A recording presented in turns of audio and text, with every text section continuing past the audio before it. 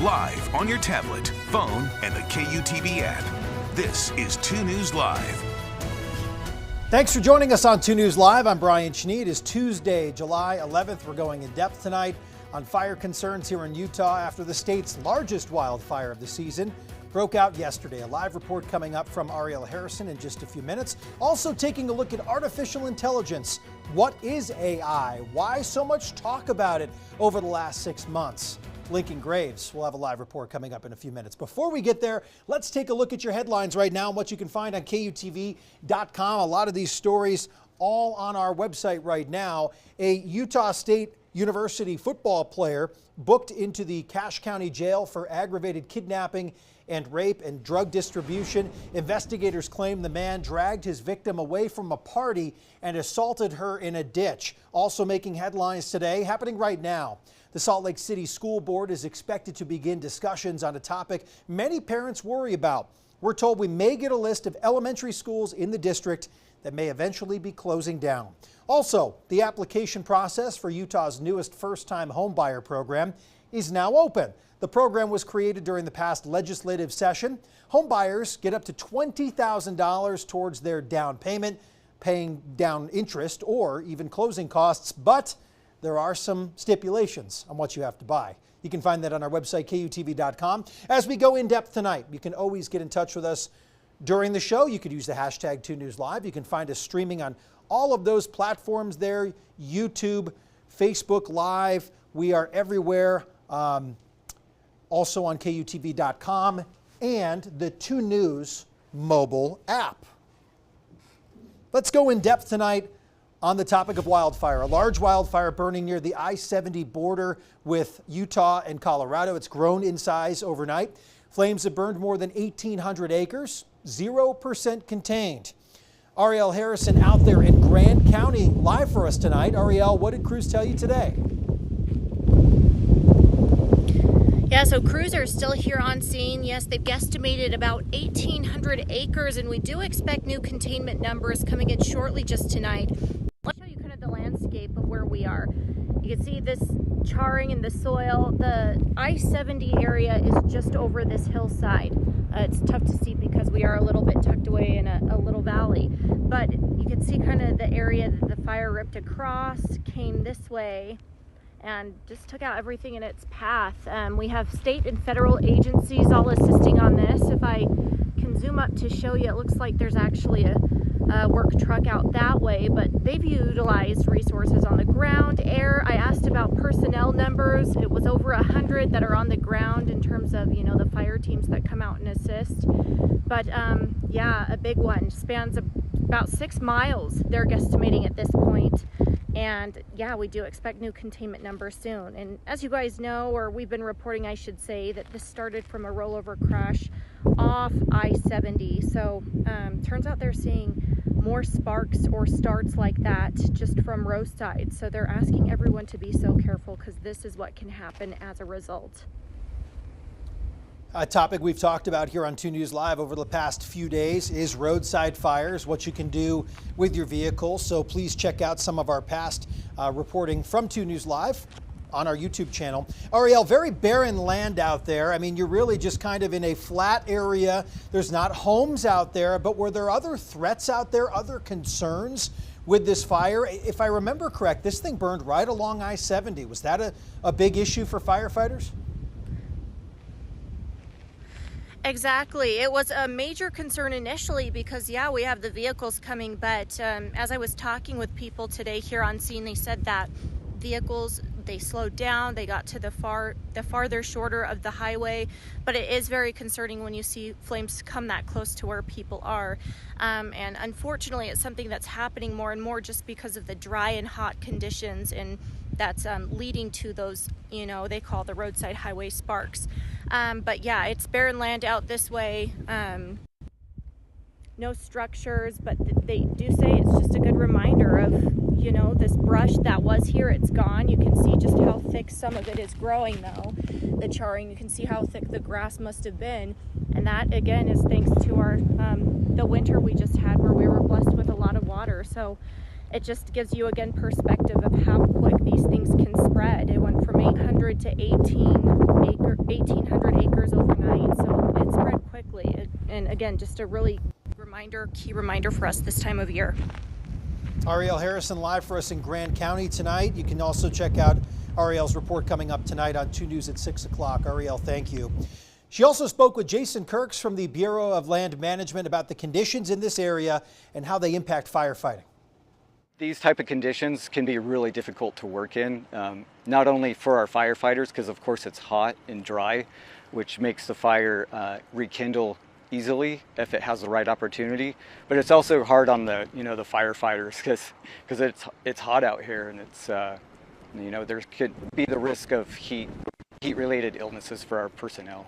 It's really important to know that it was amazing to have all the moisture that we had this year, but it made a lot of grass grow in the lower elevations just like this, and so the grass continuity or the thickness of the grass in the wild landscape is really high this year. It's really thick, really just dry and ready to burn. Fire concerns in southeastern Utah, also in northern Utah. Ogden City has put firework restrictions back in place due to the hot, dry conditions. Fire officials say they took away these restrictions over the 4th of July because of the wet winter that we had. But with how hot and dry it is now, they're banning fireworks and open fires once again. This map shows the areas in red where fires and fireworks are prohibited. It applies to areas east of Harrison Boulevard as well as along the River Trail in Ogden. When that fuel moisture drops below a certain percentage, the risk of fires goes up. And so we try and time that because we understand that people want to get out and enjoy some of these recreational fires, light fireworks even east of Harrison. So we try to time it when the fuel moisture in those fuels drops to where it's more of a danger to the community. Believe it or not, it is down to some science. Ogden's Deputy Fire Chief Mike Slater says these restrictions will take effect tomorrow. They will run through mid-October. And we want to hear from you, of course. How do you spend your money when it comes to fireworks each year? We're working on getting that poll up there for you so you can take a quick look.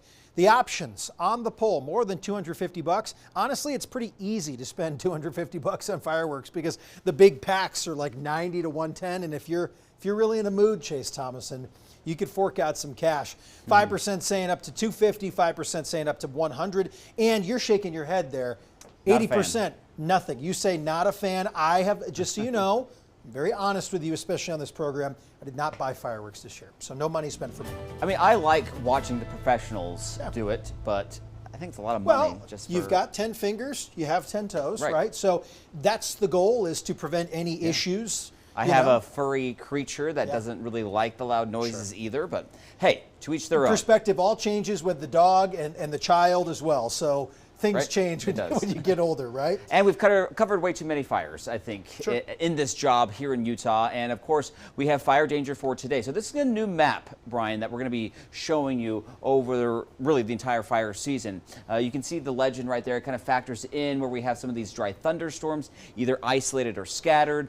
Elevated critical or extreme fire danger, that factors in the wind, the temperature, and the humidity. So at least for today, south central, southeastern Utah, there's that risk for those isolated dry thunderstorms. The gustiest winds, the lowest humidity, that's in southwestern Utah, and that's where we have an elevated risk for that fire danger. So as we go through the next several weeks, I'm sure we'll be watching more critical and extreme conditions as we really dry out that vegetation. A pretty late start to what could be some fires for us. I mean, we were thinking about this time last year, not only you were talking about temperatures yesterday, but just this time last year, we were talking about a pretty large scale fire in Tooele County and also one in the Fillmore area. So those larger incidents were already here.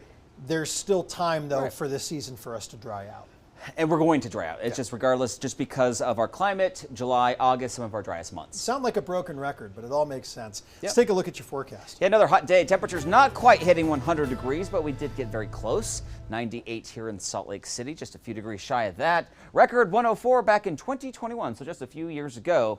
Enjoy the 90s because I am forecasting some hotter temperatures, some triple-digit weather. It's right around the corner here in Salt Lake. Of course, if you want to beat the heat, the good news, you can head up into the mountains or head up to Bear Lake, where it is a few degrees cooler, but it's still very warm. If you're out in the water, you don't have to worry about those stray thunderstorms. Water temperature is 69 degrees, so you can cool off. 83 on Thursday, 81 on Friday. So we're just going to put it on repeat. Lots of 80s in the forecast for the rest of the week. And even into the weekend, those temperatures, I think, might be climbing even across far northern Utah.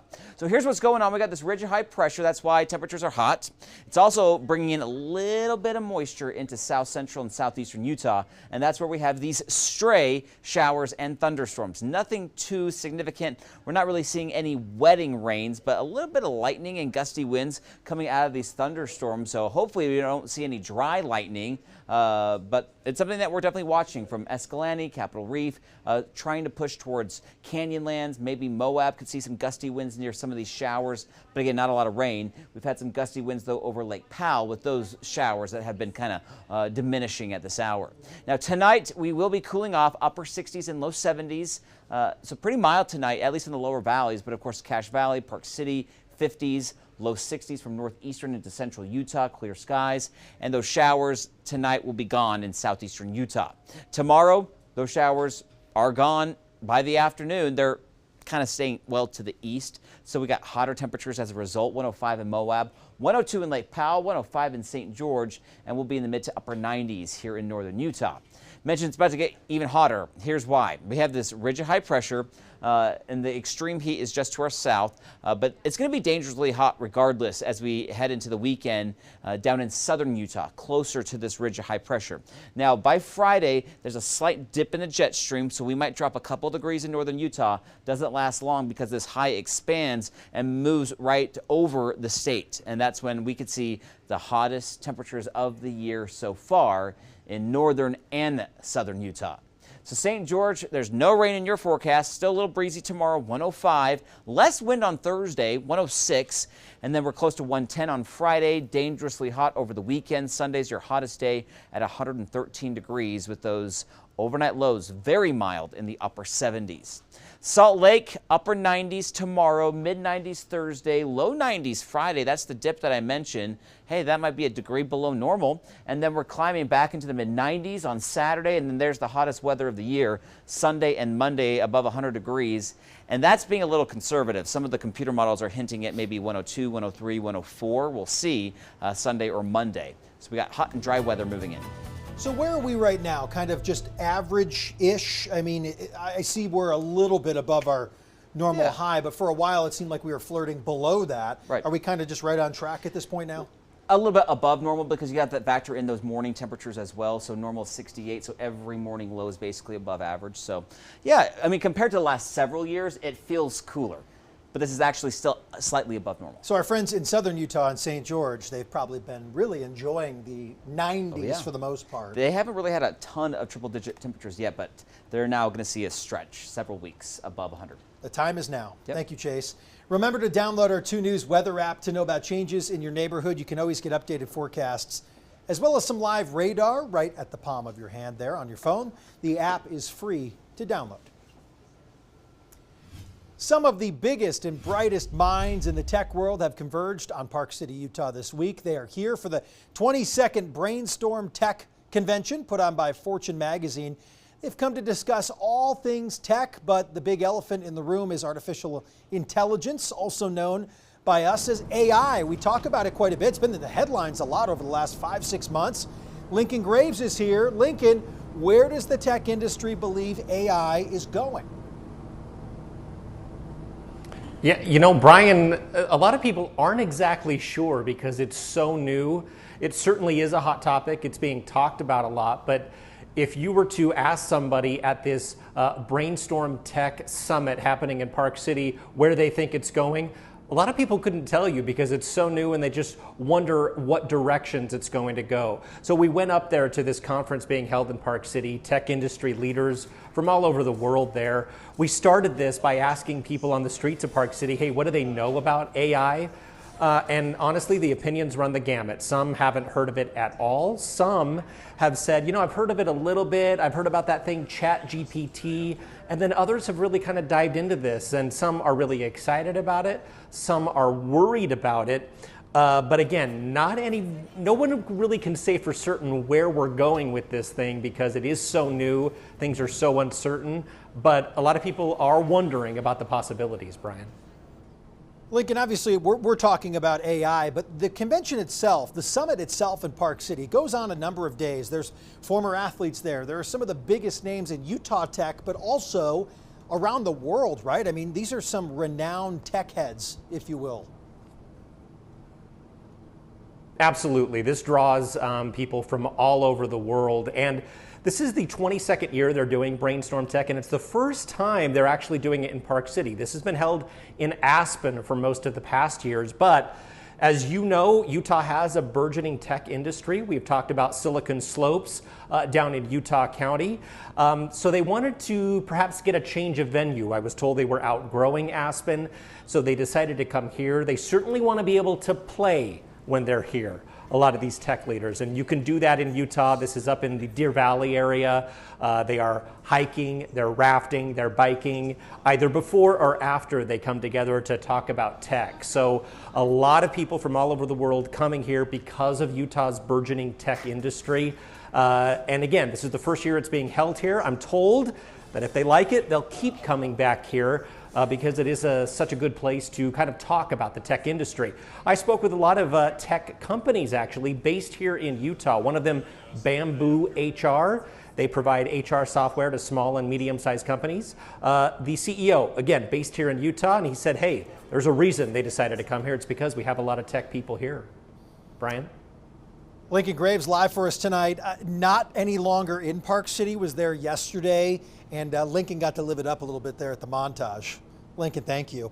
Chase, we were talking about, obviously, looking at the weather in those videos. It looked like a beautiful time of year to be in Park City. Temperatures are cooler by, what, 15 degrees up there than the valley almost? Yeah, almost 20 if you're up at the Montage, because that's about 8,500 feet. That's way up pretty there. high, but great weather for them, and everything's still kind of green up in Park City. Typically right now, things are really starting to turn brown, but I was just up there, and it is still relatively green, so beautiful weather for all those visitors. Have you used AI yet? I haven't. I haven't either. But I've been holding I'm curious out. about it. So I've been holding out. It's kind of like Yeah. how I'm feeling about Threads, right? It's like, do I give it all? Do I go in, I head think I'm first? just getting a little old now. It's like, oh, another thing? So AI also has an age restriction. Is that what we're hearing? Maybe, at least for me, but we'll see. Anything to get this guy up to the Montage, though. He should have There been you at go. the Tech Summit. The nachos, worth it. Wagyu beef. Thanks for watching 2 News Live. We are back tomorrow at 5:30. Hope you'll join us again for another great edition of 2 News Live. I called the own show great. I agree. I think it is. Another great edition tomorrow. Come on back.